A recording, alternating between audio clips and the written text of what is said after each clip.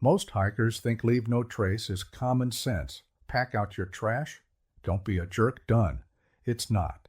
It's a specific set of field skills, and most people fail half of them on every single trip without realizing it. Trails get permanently closed. Water gets contaminated. Animals get killed, not by predators, but by rangers, because someone thought feeding a chipmunk was harmless. 20 rules are coming from someone who's watched which campsites recover and which ones die for good. One of them you're already breaking. And the last one isn't a skill at all. It's a mindset. I'm Ranger Jack. I've outfitted backcountry trips through high alpine and winter terrain for 17 years. And I don't sell gear, techniques, or a course. I just guide. Here's number one. Number one, camp 200 feet from water. That's roughly 70 adult steps, and almost nobody actually paces it out. You default to the spot near the creek because it's convenient, the sound is nice, and the view's better. Here's what that convenience actually costs. Shoreline vegetation gets trampled flat under repeated boots and tent stakes. Root systems that were holding the bank together start dying, and the bank itself begins eroding straight into the water you and everyone downstream is drinking from. It looks completely fine for one trip. It looks fine for 50 trips because damage like this is slow and cumulative, not dramatic. Then one season the bank collapses or the water agency flags contamination and it doesn't come back. Pace out the 70 steps. Every time, not just when it's convenient.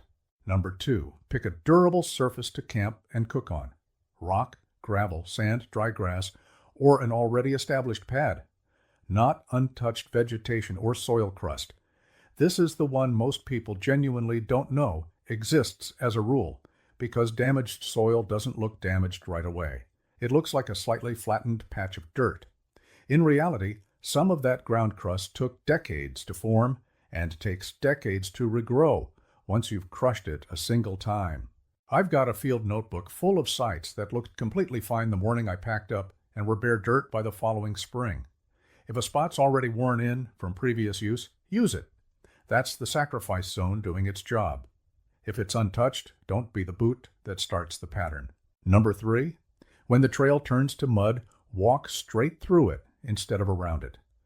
Every instinct you have says protect your boots, step around the puddle, keep your feet dry. That instinct is exactly the problem. Every hiker who skirts the mud crushes a little more vegetation on the edge, and the trail widens a few inches at a time until you've got a trail 3 times its original width with a dead, compacted strip on either side of the original path. The mud was never the actual damage here. Avoiding it was. Wet boots dry out. A widened trail doesn't recover on its own. Number 4, pack out every single piece of toilet paper, no exceptions. This is the rule almost everyone breaks, and I mean almost everyone, myself included early on. I used to think burying it was fine too. Dig a hole, bury it, walk away, no big deal. That's what I was taught. Then I spent a season actually watching what happens after you leave. Animals dig it right back up within days, looking for anything that smells like it might be food, because paper doesn't break down anywhere near as fast in cold or dry ground as people assume. Scattered toilet paper is now just a normal sight around a lot of heavily used backcountry sites, and it didn't get there because people are careless. It got there because they were taught the wrong thing with total confidence. Bag it, seal it, pack it out. It's not glamorous, it's non-negotiable. Number 5, dig your cathhole 6 to 8 inches deep, well away from water, trails, and camp. That depth isn't an arbitrary rule someone made up to sound official. It puts waste inside the band of topsoil, where microbial activity is actually active enough to break it down over time. Too shallow, and it just sits there closer to the surface, smelling and drawing animals. Too close to water, and you've directly contaminated a source somebody downstream is going to fill a bottle from. Get the depth and the distance right, and this entire problem quietly solves itself without anyone ever knowing you were there. Number 6, use an existing fire ring or skip the fire entirely. A fire feels like the whole emotional point of camping for a lot of people, and I get it. But every new fire ring you build by scraping ground and stacking rock is a scar that outlasts your trip by years, and a lot of backcountry terrain simply can't regrow the vegetation around one once it's been burned and compacted. A stove does the actual jobs, cooking, warmth, light, in a fraction of the time, with zero scarring and zero risk of it spreading. At a car campground with a steel fire pit, enjoy the fire. That's what it's there for. Out in real backcountry, if there's no existing ring already established, that's your answer, not a suggestion. Number 7. Strain your dish water and scatter it well away from camp. People dump it right where they're standing while cooking because it seems too small and too liquid to matter. It's not. Food particles in gray water pull wildlife straight into your camp overnight, and repeated dumping in the same spot changes the soil chemistry underneath it in ways that take seasons to notice and longer to reverse. Strain the solid particles into your trash bag, walk the water well away from your site, and scatter it wide instead of pouring it in one place. Number 8. Leave cairns and trail rocks exactly where they are.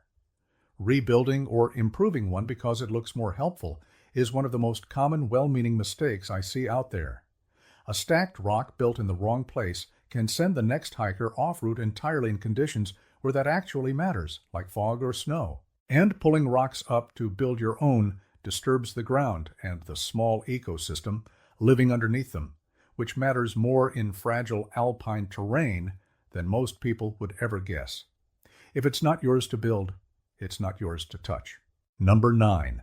Leave natural and cultural objects exactly where you find them. Antlers, old arrowheads, interesting rocks, wildflowers you want to press into a journal. One souvenir feels completely harmless, and from a single hiker, it basically is. Multiply that by the thousands of people who pass through the same popular trail every single season, and there's nothing left within arm's reach of the path within a few years. This one has almost nothing to do with any individual's intent, and everything to do with simple math at scale. Number 10. Store your food properly, and a hard-sided canister beats a bear hang almost every time. The classic rope over a branch method looks competent in photos and fails constantly in real conditions.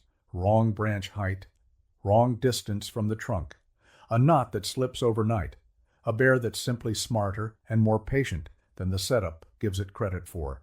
I've watched genuinely experienced people botch a hang on a trip where everything else went right because it's a harder technique to execute correctly in the dark, tired, at the end of a long day than it ever looks in a video. A canister removes almost all of that guesswork. There's no branch to find, no knot to second guess, no wind to complicate the throw. And the consequence of getting this one wrong isn't just losing your food. A bear that successfully raids one careless camp learns the lesson permanently, and that lesson usually ends badly for the bear, not the hiker. Requirements vary depending on which agency manages the land you're hiking through, so check what's actually required for that specific area before you go, not after you're already standing there with a rope in your hand. Number 11. Never feed wildlife, even the ones that seem to be asking politely. A chipmunk or a jay taking food out of your hand feels like a nice, harmless moment to remember. It's actually the beginning of a problem you won't personally see the end of. Once an animal learns to associate people with an easy meal, it stops being afraid of people and starts approaching campsites and trailheads aggressively looking for more. Wildlife agencies have had to put down animals that became food conditioned this way. Because a habituated animal near humans is a genuine safety risk, they usually can't just relocate and hope it fixes itself. That chipmunk isn't cute. It's the start of a countdown that ends somewhere you don't want it to. Number 12. Keep your group size small when you're moving through fragile terrain. Above tree line across alpine meadows, on tundra, the ground simply cannot absorb the footprint of a large group the same way lower, hardier terrain can. 6 people crossing durable rock and gravel barely register at all. 6 people crossing the same distance through a soft alpine meadow leave a visible trail that outlasts the trip by years, sometimes permanently. Same group, same behavior, completely different consequence, entirely dependent on where you happen to be standing. Number 13, never cut a switchback, even when it feels like you're saving 5 minutes on a long climb. What you're actually doing is carving a straight channel down the slope, and water finds that channel immediately. That channel erodes a little more with every rainfall until it becomes a gully deep enough to swallow the real engineered trail running right next to it. That shortcut instinct is one of the fastest, quietest ways backcountry trails get permanently destroyed, and it's almost never vandals doing it. It's well-meaning hikers who genuinely didn't think 5 minutes mattered. Number 14. Pack out your dog's waste too, not just your own. People treat this as an afterthought because it feels natural out in the woods. It's not really about basic sanitation out here. It's about scent. Dog waste left along a trail draws in wildlife that starts associating human trails and trailheads with an easy, reliable meal, which is exactly the kind of behavior shift that eventually gets an animal into trouble. If you packed a dog in, you pack the waste out, the same as you would your own. Number 15. Discipline your light and your noise at camp. Point your headlamp down at the ground instead of straight into neighboring campsites, and keep your voice at a level that doesn't carry across the whole basin at 10 at night. This one isn't about erosion or soil chemistry at all. It's about respecting both the other people who hiked out here specifically for quiet and the nocturnal wildlife whose entire feeding and movement schedule you're currently lighting up like a stadium. Number 16, and here's the one that breaks the pattern completely. In pristine, untouched backcountry, disperse your impact, spread out, rotate your camp spot, never use the exact same patch of ground twice in a season, so no single spot ever takes enough repeated pressure to actually die. But in a high-traffic area that's already worn in from years of use, you do the opposite. Concentrate your impact on the existing damaged site instead of spreading fresh wear onto new, still intact ground nearby. Most people assume more caution always means spreading out more, treating every extra footprint as automatically better than none. It's actually the reverse in a high-use zone. One more tent on an already hardened pad costs almost nothing. That same tent 15 feet away on untouched ground starts a brand new scar from zero. The correct move depends entirely on whether the ground in front of you has already been sacrificed or is still holding on. And that's a judgment call you have to make fresh at every single site. Not a rule you apply the same way twice. Number 17. Back to that cathode depth from number 5. Because the reason behind the number matters as much as the number itself. Too shallow, and waste doesn't break down properly. It sits closer to the surface, starts smelling within a day or two, and gets dug up by animals looking for an easy find, which spreads the problem right back across the site. That's not theoretical for me. I've walked into campsites where somebody's honest attempt at a 6-inch cathode was actually closer to 2 inches, and it was obvious within 24 hours. Depth isn't a polite suggestion. It's the entire mechanism that makes this rule work at all. Number 18. If you come across an illegal fire ring, know how to naturalize it properly instead of just leaving it alone and walking past. Scatter the rocks back out into the surrounding landscape so they don't read as a marker. Mix the cold, dead ash thoroughly into the ground well away from camp, and rough up the blackened dirt so it stops looking like an invitation. Walking past it and pretending it isn't there does nothing. Somebody almost always uses it again within the week, and now there are 2 problems instead of 1. Number 19. Everything changes once you're camping on snow, and this is the one almost nobody outside winter travel ever hears about at all. Durable surface rules flip completely because you're camping on top of a snowpack instead of directly on the ground underneath, which actually protects what's below you. But waste management gets harder, not easier, because cold slows decomposition down to almost nothing, sometimes for an entire season. What works perfectly fine in July can actively cause a real problem in January. I've spent a good chunk of my 17 years guiding exactly this kind of terrain, and it runs on a genuinely different rulebook than summer backpacking does. Number 20, and this is the one that actually does the most damage of anything on this list, and it isn't a technique at all. It's a single thought, just this once. Just this once. I'll camp a little closer to the water. The view's worth it tonight. Just this once, I'll skip straining the dishwater. I'm exhausted. Every hiker who thinks that feels completely reasonable in the moment, because in the moment, it usually is harmless.